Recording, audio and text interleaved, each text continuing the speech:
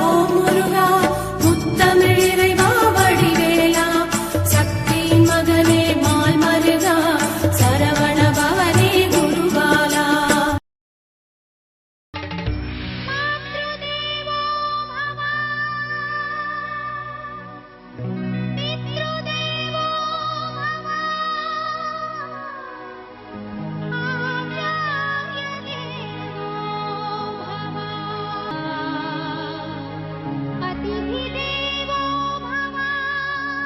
திருவாழ்க திருவேல் குருவாழ்க குருவே துணை. அன்பர் அனைவருக்கும் திரு விசாஜோதரத்தின் சிவகுருநாதனின் அன்பான இனிய காலை வணக்கங்கள். ஓம் கம் கணபதி நமக, முருகாசரணம், கந்தாசரணம், ஓம் சோம் சரணபாய நமக. இந்த பதிவில் நாம் குரு பயிற்சியினுடைய பலன்களை பார்க்க இருக்கிறோம். அதாவது அண்டத்தில் உள்ளதுதான் பிண்டத்தில் உள்ளது என்பார்கள், பிண்டத்தில் உள்ளதுதான் அண்டத்தில் இருக்கிறது என்பார்கள். ஆகவே கிரகங்களின் நகர்வுகள் ஒரு மனிதனின் வாழ்க்கையில், உடலில், வாழ்க்கையில் நல்ல ஒரு மாற்றத்தை தருகிறது என்பது ஜோதிடத்தின் நீதி. ஆகவே ஒரு ஜாதகத்தை பார்க்கும் பொழுது கோள்களின் நகர்வு, அதாவது கோச்சாரம் என்பார்கள், அதையும் சேர்த்து வைத்து தான் பலம் பார்ப்பார்கள். அப்படி கோள்களின் நகர்வு என்ற கோச்சாரத்தை பார்க்கும்பொழுது சந்திரன் ஒரு ராசி ஒரு நாளுக்கு ஒரு தடவை கிடக்கிறார். செவ்வாய் புதன் சுக்கிரன் கிட்டத்தட்ட ஒவ்வொரு கிரகமும் ஒரு மாதத்தில் ஒரு ராசி கடப்பதாக வருகிறது. ஆகவே இந்த தினமாச கிரகங்களை தவிர்த்து வருட கிரகங்களாகிய குரு, சனி, ராகு, கேதுனுடைய பயிற்சிகள் மிகப்பெரிய தாக்கத்தை மனிதனின் வாழ்க்கையில் ஏற்படுத்துகிறது. ஆகவே தான் எல்லோரும் இந்த குரு, சனி, ராகு, கேது பயிற்சியை மிகவும் முக்கியமாக பார்க்கிறார்கள். அந்த வகையில் இந்த வருடத்தில் நமக்கு குரு பயிற்சியும் ராகு கேது பயிற்சியும் இருக்கிறது.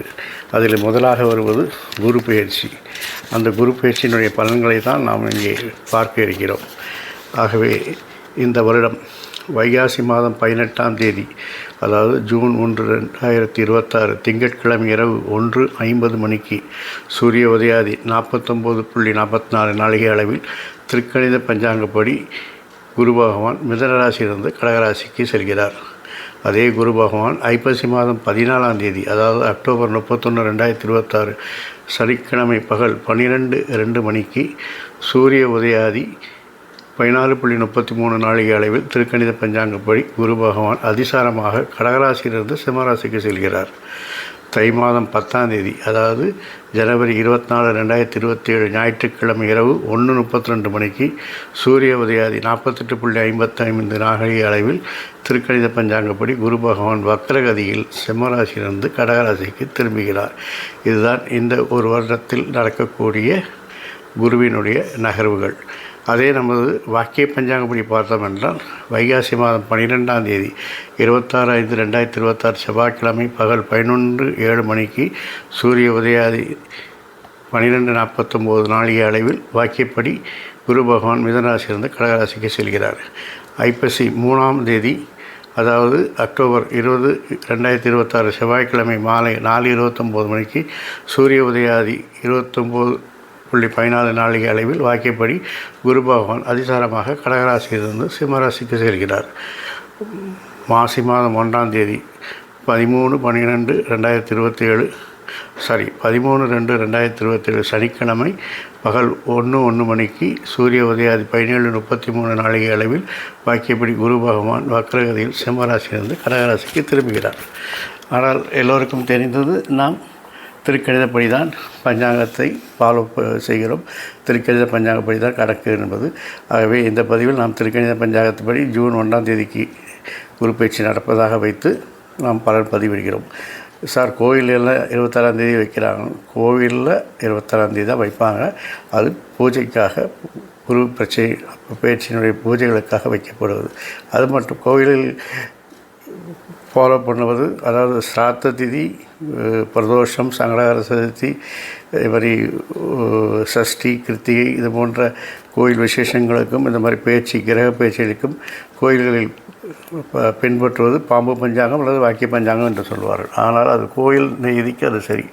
தனிப்பட்ட மனிதனின் வாழ்க்கைக்கு திருக்கணித பஞ்சாங்கப்படித்தான் நாம் பார்க்க வேண்டும். ஏன்னா ஜாதகமே நம்ம திருக்கணித பஞ்சாங்கப்படி தான் கணிக்கிறோம். இதை பற்றி நிறைய விளக்கங்கள் ஏற்கனவே நம்ம கொடுத்துருக்குறோம். தேவைப்படுவர்கள் கமெண்ட் பாக்ஸில் போட்டிங்கன்னா அதுக்கு ஒரு தனி வீடியோ போடுறேன் நான். இனி நாம் 12 ராசிகளுக்கான குரு பயிற்சி பலன்களை தனித்தனியாக பார்க்கலாம். சிம்மராசி அன்பர்களே, இதுவரை விரயஸ்தானத்தில் லாபஸ்தானத்தில் சஞ்சரித்து கொண்டிருந்த குரு பகவான் ஜூன் 1ஆம் தேதி விரயஸ்தானத்தில் சஞ்சரிக்கப் போகிறார். அங்கு அவர் உச்சமும் அடைகிறார். எனவே விரயங்கள் அதிகரிக்கும். ஆகவே அதை சுப விரயங்களாக மாற்ற முயற்சி செய்யுங்கள். வீடு மாற்றம், தொழில் மாற்றம் வந்து சேரும். பயணங்களால் பலன் கிடைக்காது.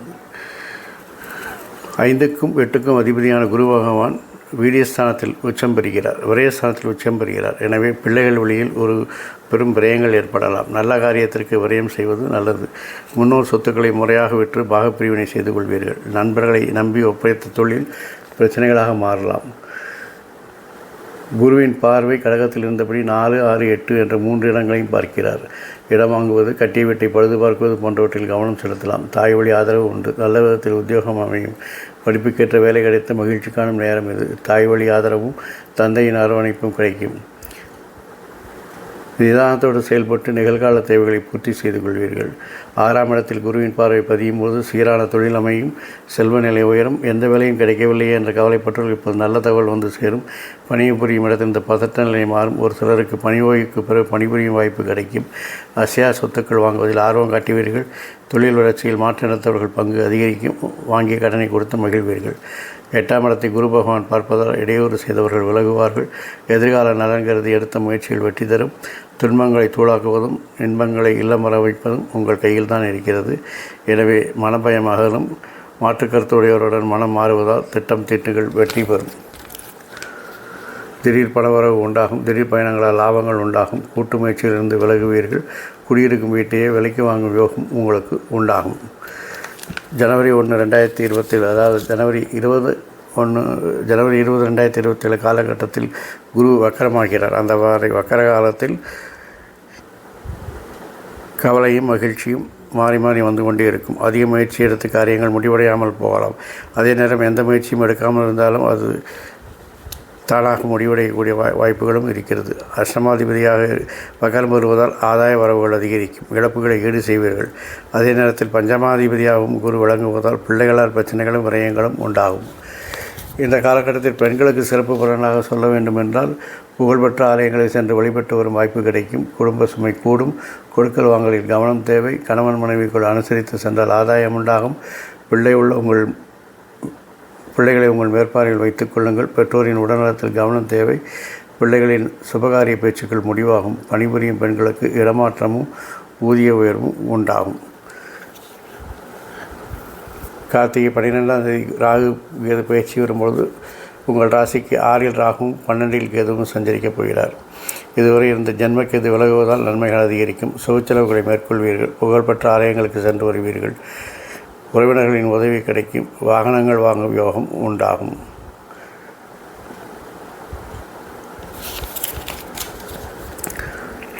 குரு பகவான்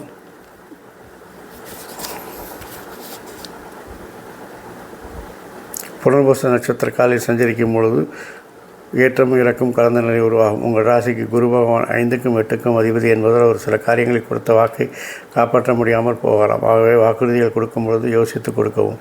திட்டமிட்ட காரியங்களை செய்ய இயலாமல் போகலாம். பூர்வீக சொத்து விற்பனையில் சில பிரச்சனைகள் ஏற்படும். மன அழுத்தம் அதிகரிக்கும். பொது வாழ்வில் இருப்பவர்கள் வீண்பலிக்கு ஆளாகாமல் இருப்பது நல்லது. குடும்பத்தில் உள்ளவர்கள் உங்கள் மீது குறை செலுத்துவார்கள். 11/6/2026 முதல் பூச நட்சத்திர காலில் குரு பகவான் சஞ்சரிக்கிறார். அதாவது சனி நட்சத்திர காலில் சஞ்சரிக்கிறார். இதனால் பணியிட மாற்றம், பதவி உயர்வு வரலாம். உற்றார் உணர்வு உதவி கிடைக்கலாம். ஆர்வக்குளர் காரணமாக ஆதாயம் வராத செயலில் கூட ஈடுபடுவீர்கள். பணிபுரியும் இடத்தில் வளைந்து கொடுத்து செல்லுங்கள். செலவுகளால் வருத்தம் ஏற்படும். வம்பு வழக்குகள் வாசல் தேடி வரலாம். கவனத்தோடு செயல்படுங்கள். ஆயிலை நட்சத்திர காலில் சஞ்சரிக்கும் பொழுது குரு பகவான் உங்கள் ராசிக்கு தன ஆனவரான புதன் என்பதால் இந்த காலம் ஒரு பொற்காலமாகவே அமையும். தொட்ட காரியங்கள் வெற்றி பெறும். பட்ட துயரங்கள் விலகும். பணவரவு அதிகரிக்கும். மனதில் நினைத்ததை மறுகணமே செய்து முடிப்பீர்கள். அதிர்ஷ்ட வாய்ப்புகள் உங்களை தேடி வரும். குடும்பத்தில் குதூகலம் வரும். சம்பவங்கள் நடைபெறும். உத்தியோகத்தில் அலுவலக பணிகளை துரிதமாக செய்து முடித்து பேரும் புகழும் வாங்குவீர்கள். பதவி உயர்வுகளை தாடி வரும். மகம் நட்சத்திர காலில் குரு பகவான் சஞ்சரிக்கும் பொழுது குரு பகவான் உங்கள் பிள்ளைகளின் எதிர்காலத்தை குறித்து எடுத்த முயற்சிகளில் நல்ல பலனை தருவார். மங்கள இசைமனையில் கேட்கலாம். முன்னோர் சொத்துக்களில் முறையான பங்கீடுகள் கிடைக்கும். புண்ணியத்தலங்களுக்கு சென்று வருவீர்கள். ஆலய திருப்பணிகளை முன்னின்று நடத்துவீர்கள். பிள்ளைகளுக்கு வேலை கிடைத்து உதிரி வருமானங்கள் வந்து சேரும். பணத்தட்டுப்பாடு அகலும். ராகு கேது பயிற்சியின் பொழுது உங்கள் ராசிக்கு 6இல் ராகுவும் 12இல் கேதுவும் இருக்கிறார். ஜென்மக்கேது விலகுவதால் நன்மைகள் அதிகரிக்கும். சுபச்செலவுகளை மேற்கொள்வீர்கள். புகழ்பெற்ற ஆலயங்களில் செல்லக்கூடிய வாய்ப்புகள் கிடைக்கும். உறவினர்கள் உதவி கிடைக்கும். வாகனங்கள் வாங்கும் யோகம் இருக்கும். தினமும் உங்கள் பூஜை அறையில் சிவன், பார்வதி, உமாமகேஸ்வரர் படத்தை வைத்து வழிபடுவது, சிவபுராணம் பாடுவது நல்ல சிறப்பான பலனை தரும். முடிந்தவரை அருகில் உள்ள கோயிலுக்கு வியாழக்கிழமை தோறும் சென்று குரு பகவானுக்கும் தட்சிணாமூர்த்திக்கும் வழிபாடு செய்து விளக்கேற்றி வருவது நன்மைகளை தரும். இந்த நாள் மட்டும் இல்லாமல் எல்லா நாட்களும் உங்களுக்கு இனிய நாளாக அமைக்க ஆயுள், ஆரோக்கியம், அமைதி, சந்தோஷம், ஐஸ்வர்யம் போன்ற எல்லா செல்வங்களையும் தந்து உங்களை காத்தருள்வாராக என் அப்பன் செந்தூர் முருகன். வாழ்க வளமுடன், வளர்க சுகமுடன், அறம் செய்வோம், கர்மத்தின் வலி குறைப்போம். முருகா சரணம், கந்தா சரணம், எங்கும் மங்களம் உண்டாகட்டும்.